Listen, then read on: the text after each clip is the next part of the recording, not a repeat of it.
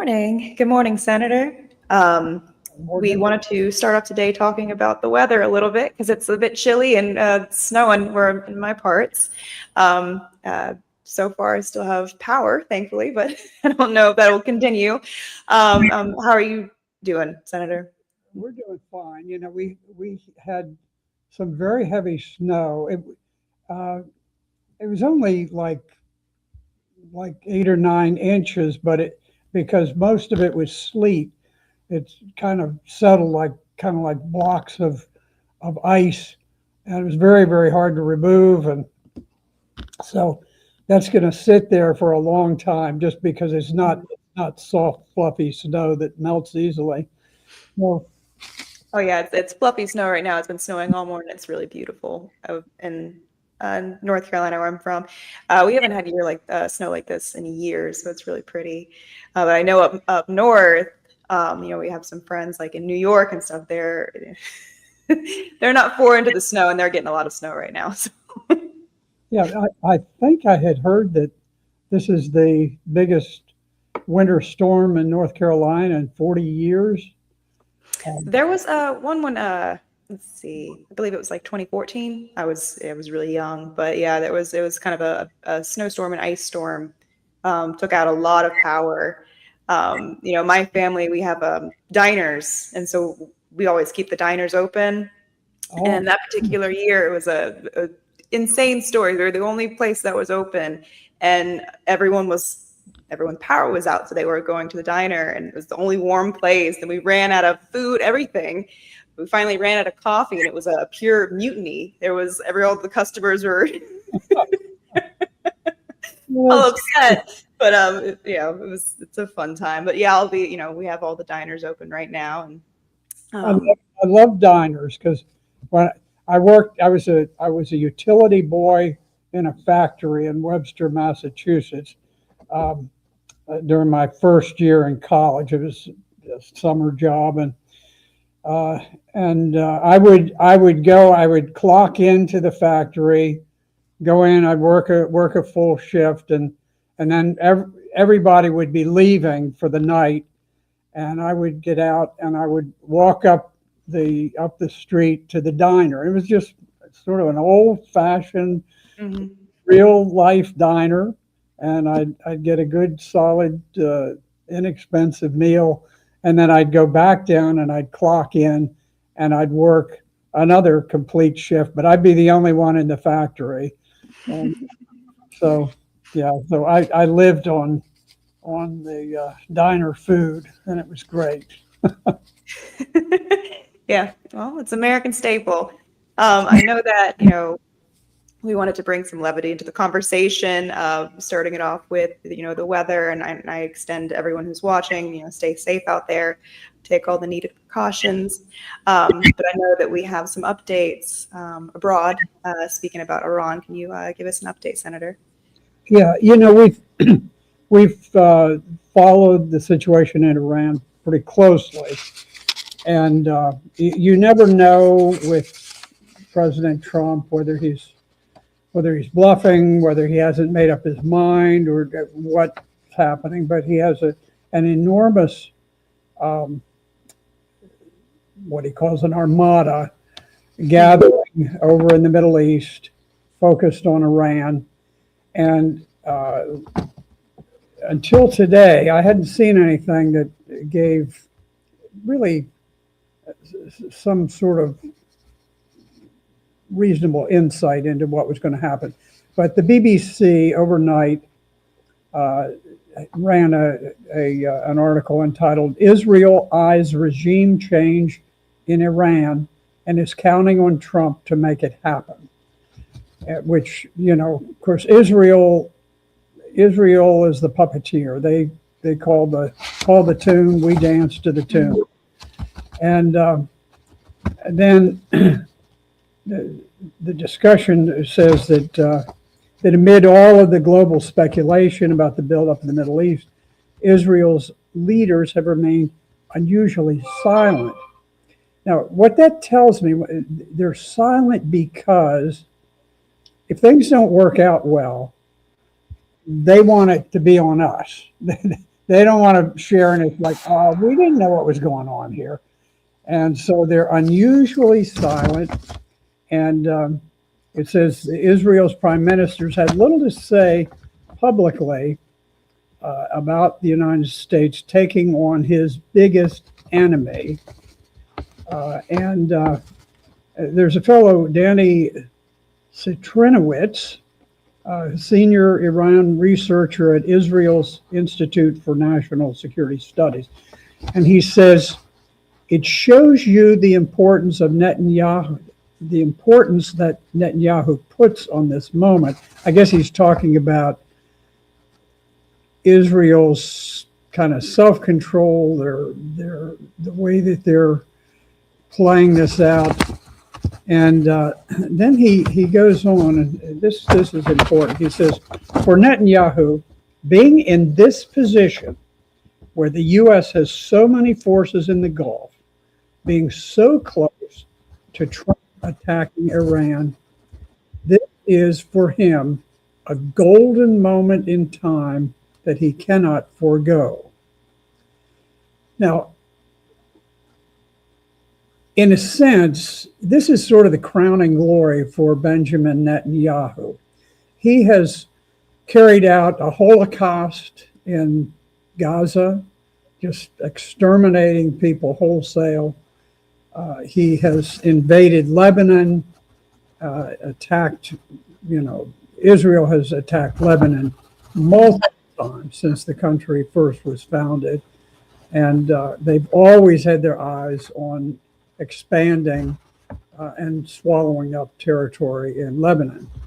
And so, he's just, Netanyahu has orchestrated wars in Iraq, in Libya, in Syria, everywhere. And of the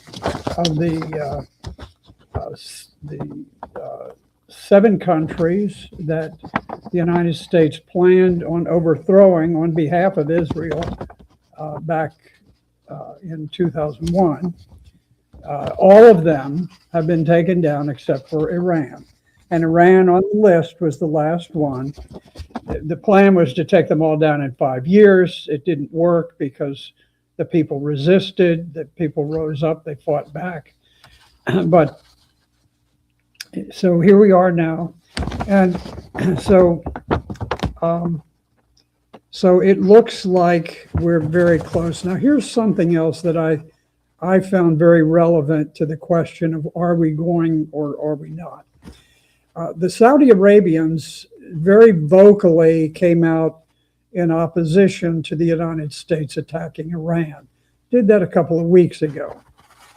And suddenly, overnight, the Saudi defense minister, who clearly does not speak on his own, because if you defy the crown prince, your head is not long attached to your body. So he speaks for the crown prince. And he said now he's completely changed the Saudi position. And he says Iran would be emboldened if the U.S. didn't attack them after this big military buildup. It's a total reversal of the Saudi position overnight. And the speculation is that it's because they now know that the United States is going to attack Iran, and they don't want to be on the opposite side from the United States. Mm-hmm. So those are pretty strong indicators. We can always hope and pray for the sake of our people, but especially for the sake of the Iranians who will pay the price in blood. Mm-hmm. We'll do a big hoopla about, well, we've got all these protesters. We got to save the protesters, and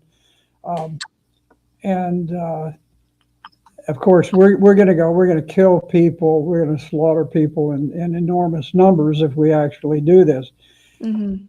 We can only hope that that there'll be an attempt to limit the scope of it to some extent. The last thing in the world that we want is to to get boots on the ground and get drawn into this thing to where we have body bags coming back to the United States. They ought to stamp each one of them with the Star of David, because it's not being done for the United States. We have no interest whatsoever, not the slightest interest, in attacking Iran. It is solely being done because of the people who control the finances for the midterm election. And I feel very sad for the people of Iran. On both the protesters, who many protesters were sincere about. Yeah. The economic reasons, the sanctions that kind of gave them legitimate hardship that they were protesting. We had spoken about this a few weeks ago on kind of the blatant hubris of some of our leaders, as well as Israel, coming out and kind of doing this provocative stance of not only saying that they support the protests, but they're there on the ground. They're referring to like the Israeli intelligence Mossad. We've later learned that some of the weapons that have been recovered from the protesters, which they were provocateurs and very violent, some of them, not all, there was the very legitimate protest in the beginning, were armed with Israeli weapons. It's coming out to I had that. So they're confiscating these weapons, and they're coming from Israel. Then you also have the Starlink, very reminiscent of kind of the overthrow of Ukraine 2014.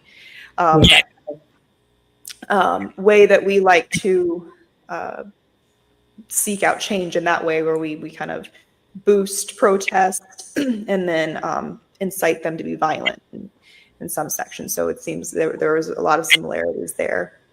And on the Israel front, I know that there is this suspected ceasefire, even though Israel is not really abiding by its terms of allowing aid in. But news broke that last night they've started bombing in Khan Yunis again.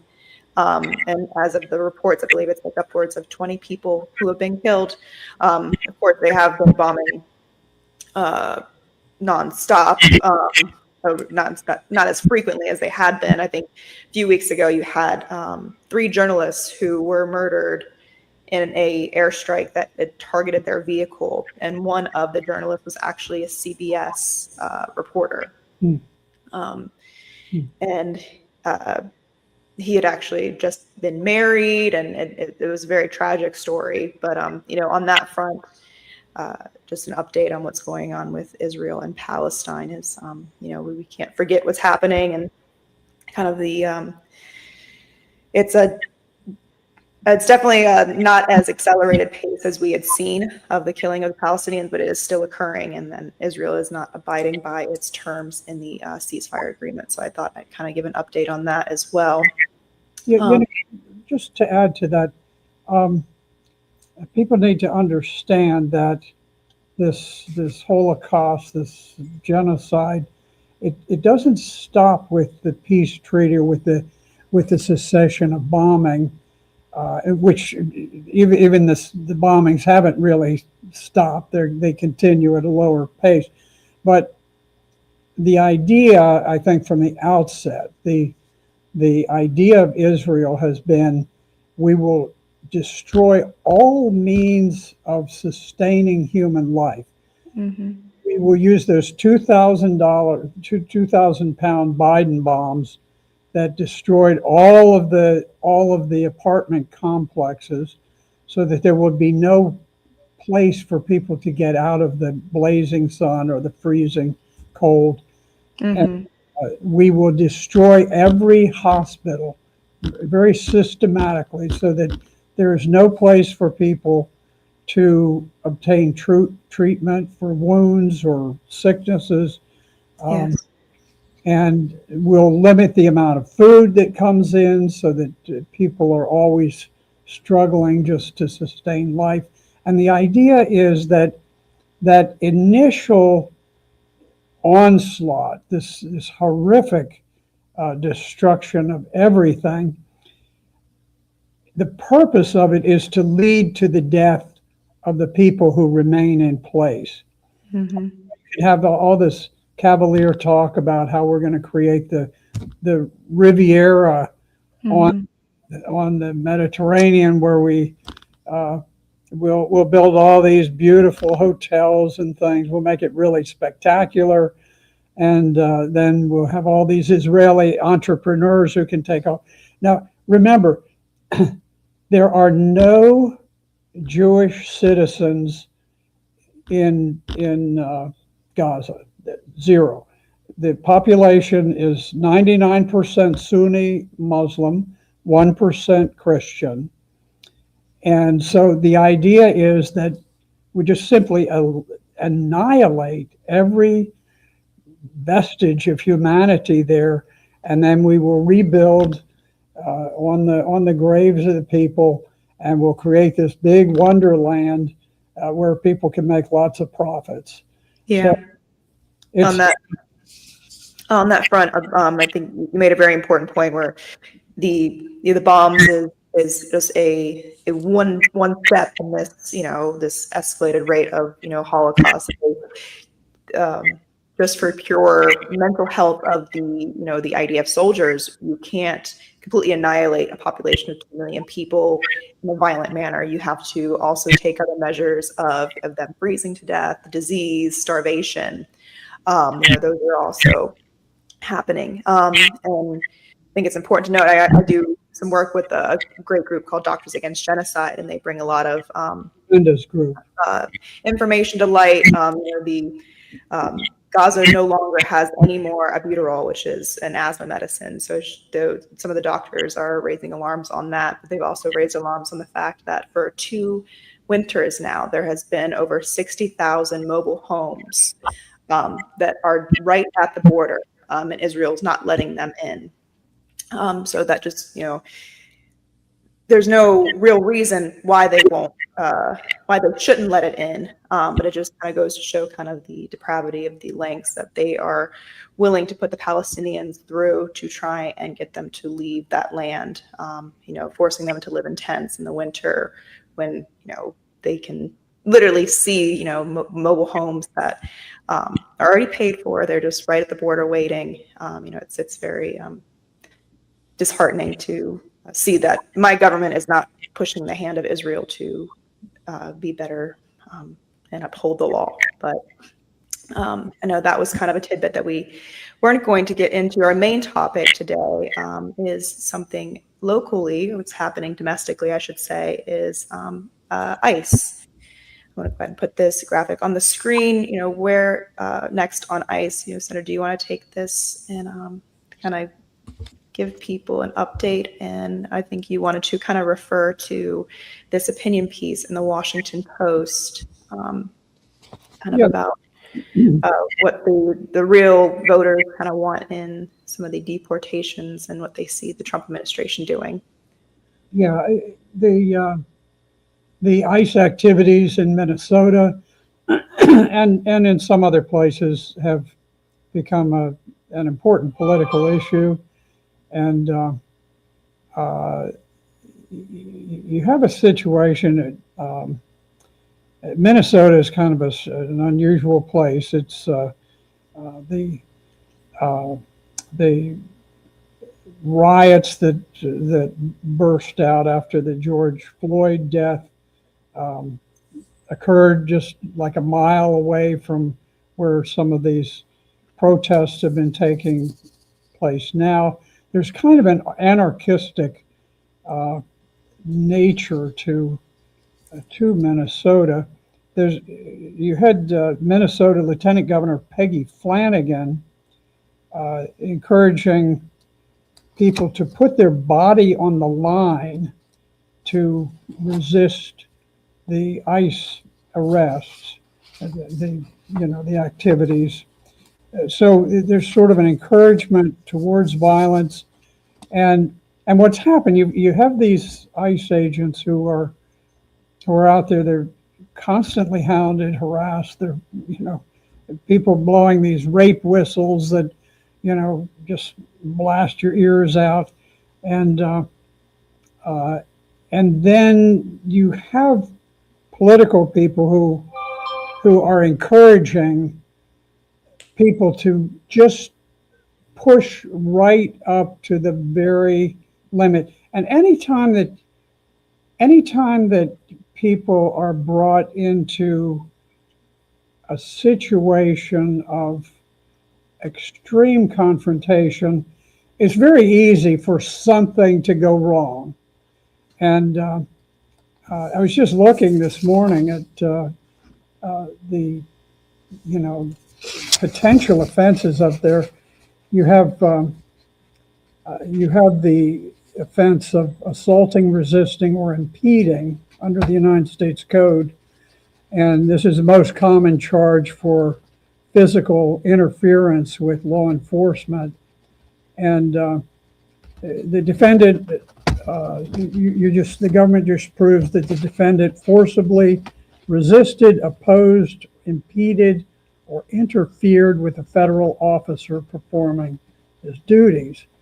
Well, if there is physical contact during this interference, the penalty, it becomes a felony, and the penalty is up to 8 years in prison. So you have a lot of these protesters. It's one thing, you can protest. There's no problem with anyone protesting against ICE or anything else. But you can't physically interfere with an officer. And if you do, that's a felonious assault under 18 U.S. Code 111. And but you have such a kind of a breakdown of law and order in that area that the court systems don't function normally. The state government doesn't function quite normally. And so it's a mess, but at the same time, you have concerns by the public that that some of the ICE activities have gone too far, and there's some comments by Joe Rogan where he said, I don't believe the guy should have been shot, talking about this Preddy. Mm-hmm. And but he said it's a lot more nuanced than this. He said, the ICE officers are being harassed by people who are calling for violence, which put the officers on red alert. And I think certainly, Preddy had attacked officers before. He kicked and smashed a tail light, and he's walking around with a firearm on his hip. Now, the law says that you can carry concealed, and presumably in Minnesota there's also an open carry of some sort. Yeah, it is. Yeah. And so that's okay. But when your sole purpose is to go out and protest against federal law enforcement officers, so the only people on the opposite side from you are federal law enforcement officers, not a crowd of opposing people. There's something a little bit unnerving about somebody who takes a loaded pistol to confront federal officers, and then who does it in a very clearly criminal fashion, where he was photographed, just out of control, just violence, spitting on officers, kicking, smashing the lights on their car as they're leaving. They're leaving already, and he's chasing them, and he's,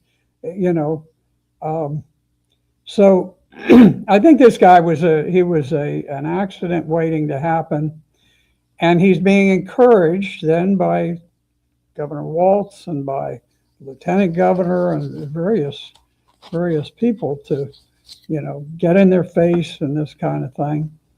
And so you have this incident where, the officers, they're not even focused on him. They're trying to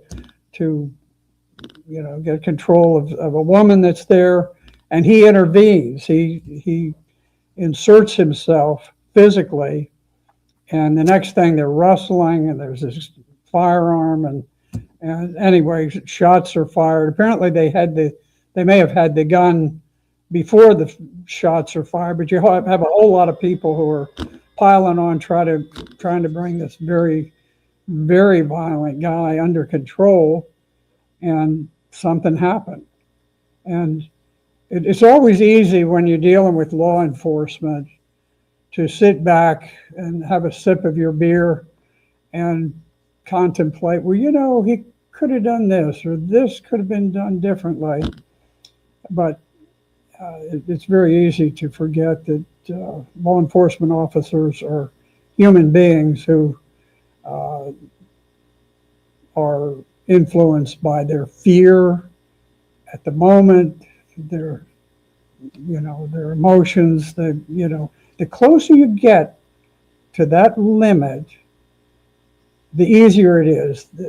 People can very easily make errors in judgment, and I think that's what we're seeing in these cases. But the problem is a political problem, among other things. Mm-hmm. Yeah, I think one issue that I find very unsettling is the amount of influx of ICE agents that since last year, from this administration's push to have higher numbers. In 2025, we recruited up to 10,000 ICE agents to the field, and they were trained only 6 weeks. The normal time was double that. And some of the classes that they cut were de-escalation and Spanish. I think we should emphasize on the de-escalation, because I think that is kind of what would have stopped both of these instances, which I'm referring to as this Peretti individual and Renee Good, where you have citizens, they're being provocative and they're committing crimes. That is one thing. But for my personal standard is if you are given a badge and a gun by the state, you have to have a higher standard of discipline, discernment, and be able to,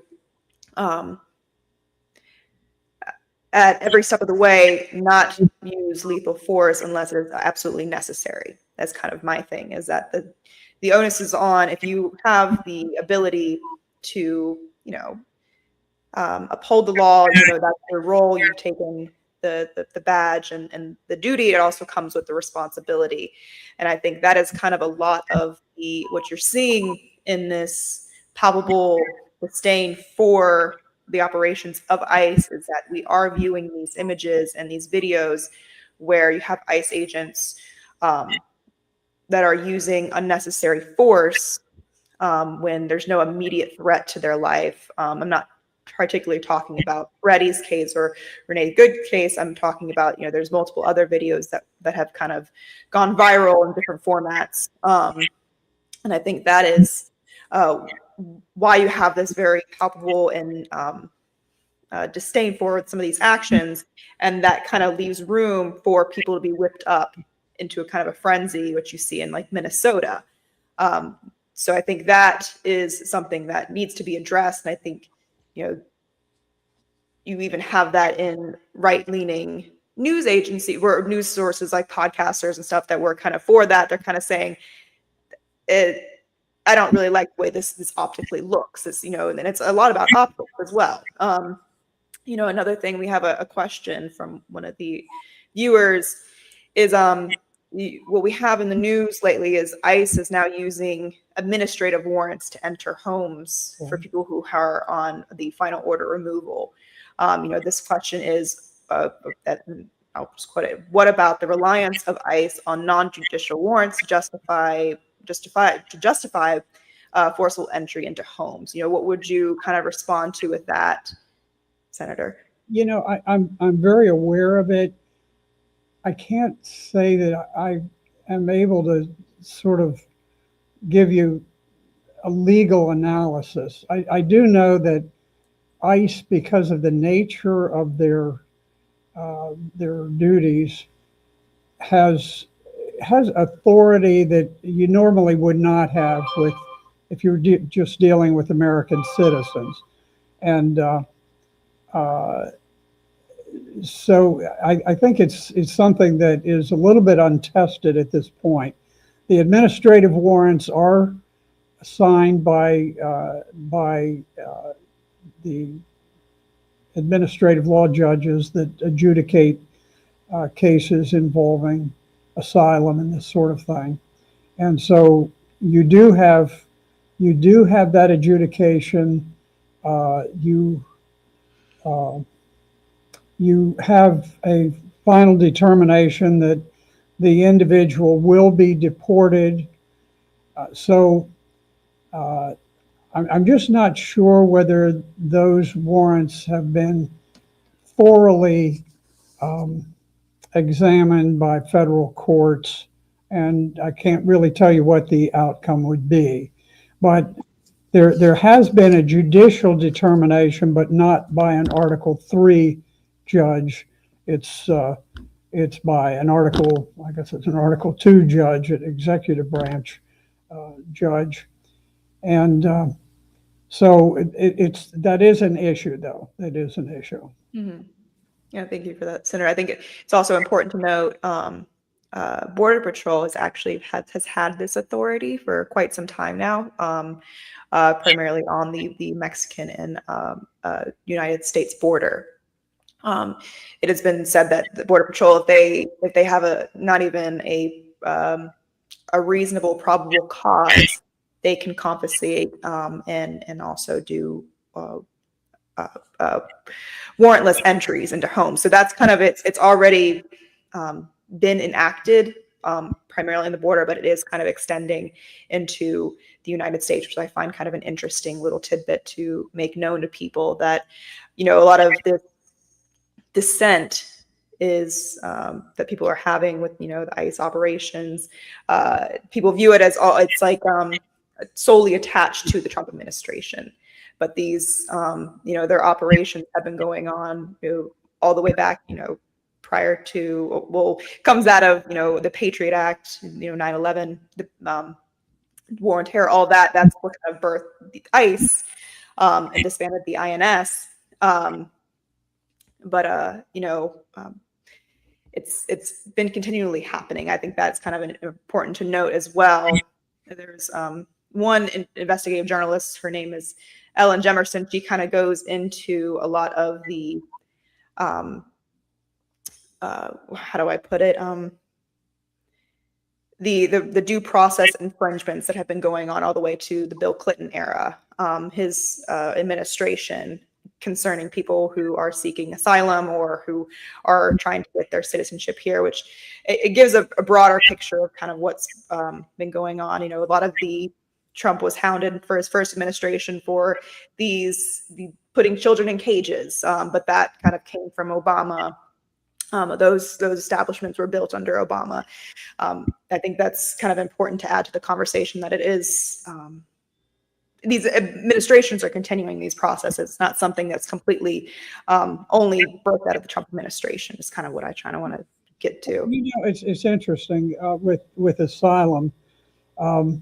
Asylum. There was no right to asylum before World War II, and in the aftermath of World War II, there was tremendous movement of people from here to there, and especially with the Jewish migration into Palestine to take over that country. The United Nations, came up with a treaty that said people had a right to asylum, and that under certain conditions. Well, anyway. I think one of the problems that we have is this notion of the right to asylum. the right to asylum is a gross infringement on the sovereignty of nations. And the problem with it, the problem was not so much where you had somebody who was fleeing from imminent danger. The problem was that for every person who genuinely was fleeing from imminent danger, there were probably 100 or maybe 1,000 people who wanted to go somewhere where they could get a job paying a higher rate of pay. And so you have this kind of artificial system that is designed to admit that tiny, minuscule number of people who are actually fleeing danger. And then you've got this legal industry of training people how to lie so that they can get through and they can get asylum. Mm-hmm.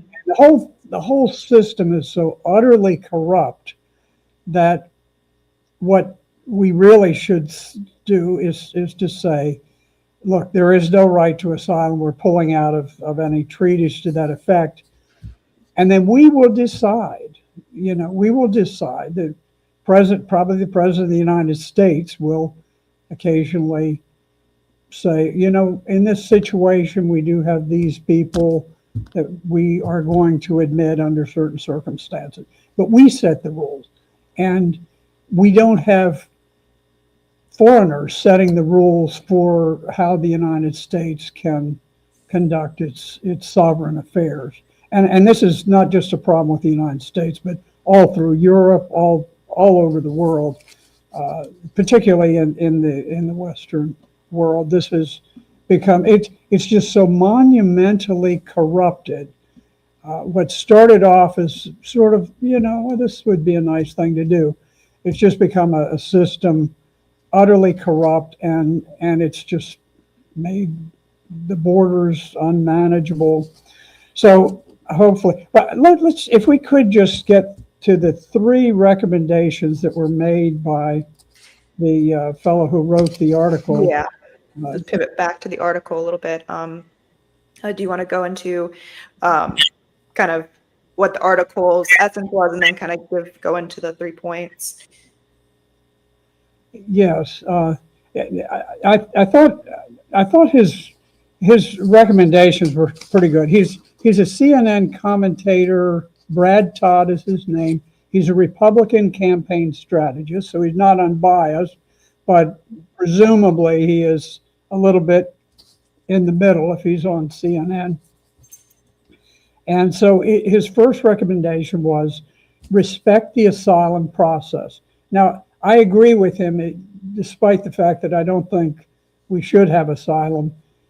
As long as we do have asylum, I don't have a problem with him saying respect the asylum process, adjudicate the asylum cases quickly. Now, I think that's one thing that we could improve on. We really need to hire additional immigration judges more rapidly so that we can work down the backlog of asylum applications. And he said most of them will fail, but there'll be a few of them that don't. And I think that's a reasonable approach. Mm-hmm. And now the more important one is the second one, which says deprioritize the deportation of nonviolent citizens.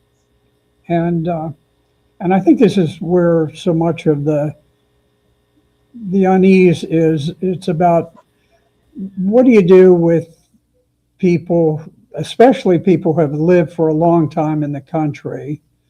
Yeah, they got here illegally. Yes, they're unlawfully here, but they've got roots in the community. And what do you think about that? No, I agree. I think a lot of I think you have a considerable amount of the American population who has been demanding, or at least calling for, some reform in our immigration process. We have a backlog of 11 million people who are trying to get into the country legally. And they have a process of waiting, upwards of 5 to 10 years. That's that's not the case for other countries. Other countries, they either approve you or deny you, but they don't kind of keep you, dangling there for all that time. Another thing that I've heard that people would like to have reform is, if you're here, not here legally, you are sent back to you're repatriated to your country. You have a time that you have to wait 10 years before you can come back into the country. Now, I know that affects some people who have come here, have children, have family here who are citizens. It really kind of breaks up that family unit, which I think is something that we can look at and empathize with and address it kind of in a humane manner. Should they really wait that long? Can, their case be heard? I think these are legitimate, reasonable arguments that people are having. I think in that article, it made the point that upwards to 80% of the people who are being deported right now have no violent record. I don't think that you had any disagreement from people when you were kind of saying, okay, we're going after the violent criminals. Yes, that's understandable. And that's, we agree with that. But if the data shows that you are primarily going after, people who don't have any criminal records, then that kind of that creates that sense where we have, this very volatile thing that's happened in Minnesota, it's happening in LA, all of these kind of primarily democratic areas, that it foments all that. I think that is something that you can point to, and it creates an anger in people. And then, we could do a lot to dispel that in that sense. Yeah. Mm-hmm. Well, he does in his article.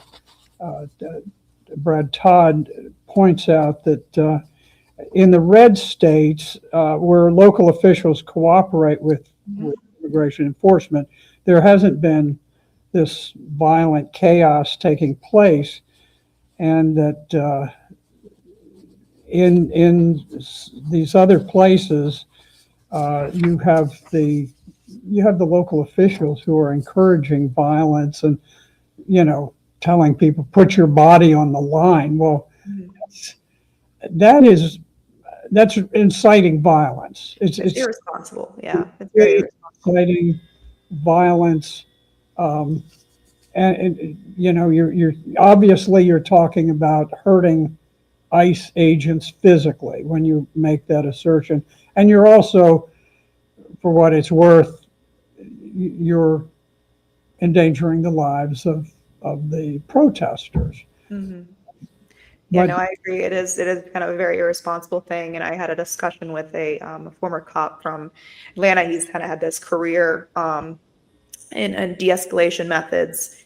And that's kind of what his big quarrel was with some of these cities that weren't allowing, that kind of were impeding the local law enforcement to work with ICE. So he says that it probably would have saved both Renee Good and Alex Peretti if you had local law enforcement who, there's a reason that, the local law enforcement, they are better at de-escalation because they're part of the community. They know they go to your kids go to school with their kids. They have this sense of not othering, whereas kind of ICE agents are very detached from the community. So you kind of have this confrontation that can happen where they're fed up, they get very volatile. I saw that with the Renee Good thing where they're screaming at her, get out of the car, get out of the effing car. That could have been easily de-escalated if you had someone who knew her, was like, what are you doing, let's pull your car to the side, I understand that you object to this, and just kind of very person to person. I think that is kind of when you have the ICE agents who are not a part of the community, it's very easy for them to be very tunnel visioned, and this is my job. Then it's easy for them, the protesters, get under their skin. So I agree with you in that sense that some of not allowing local law enforcement to work with ICE is not beneficial to the population, because I don't want to see people getting killed. And no, sure. Well, and the third recommendation by this Brad Todd was that the federal government, the president, should really crack down and use the full discretionary power of the federal agencies to stop this hostility towards immigration enforcement. And specifically, he's talking about use the leverage of transportation grants, housing projects, and all of the federal government things that the jurisdictions want to provide some leverage, because he says that, you know, the blue jurisdictions have no justification to protect criminals and to gum up legitimate law enforcement by the federal government. And so I think it is interesting that all of a sudden Governor Walz has gone silent. I don't know what he's told, but apparently something persuasive. So, and you know, there's no doubt that when the public officials stop calling for violence, the chances that somebody is going to get killed diminish enormously. So those people are certainly not doing America any good by what they're doing. But it is a challenging situation, and yes. Now I know I do want to, you know, before we do kind of concluding statements, we did get another question. You know, you can give your answer to it. It's if an ICE officer demanded that you produce something to confirm your citizenship, would you be obligated to provide it? You know, what's your take on that?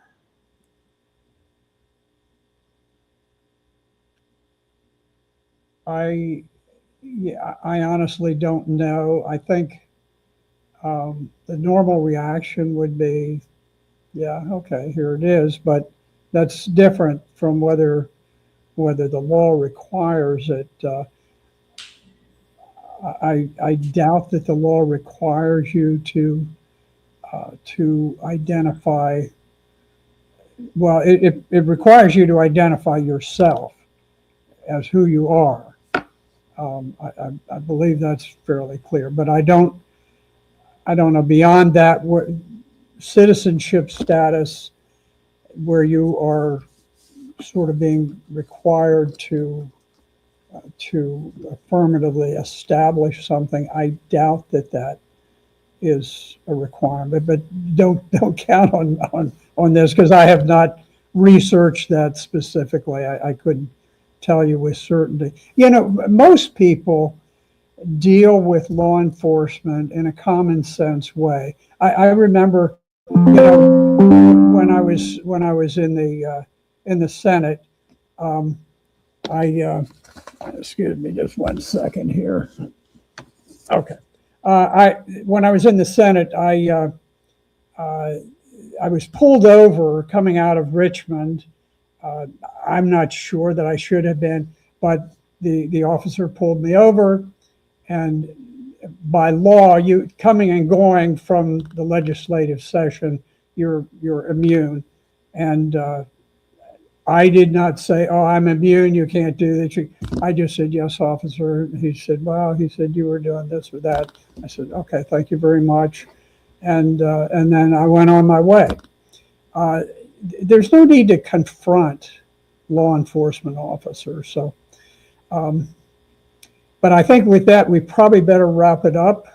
Yeah, we did kind of overextend the time, and you know, maybe we can have another discussion, kind of on the, you know, ICE's ability to demand that you kind of you know, prove that you're a citizen. Excuse me. I think that is something that we can probably make an entire show out of, kind of thing. But you know, thank you, Senator, for giving us your insights. We covered a lot of topics today, and I want to encourage everybody to tune in next week to focus on the news. Thank you, Senator. Okay.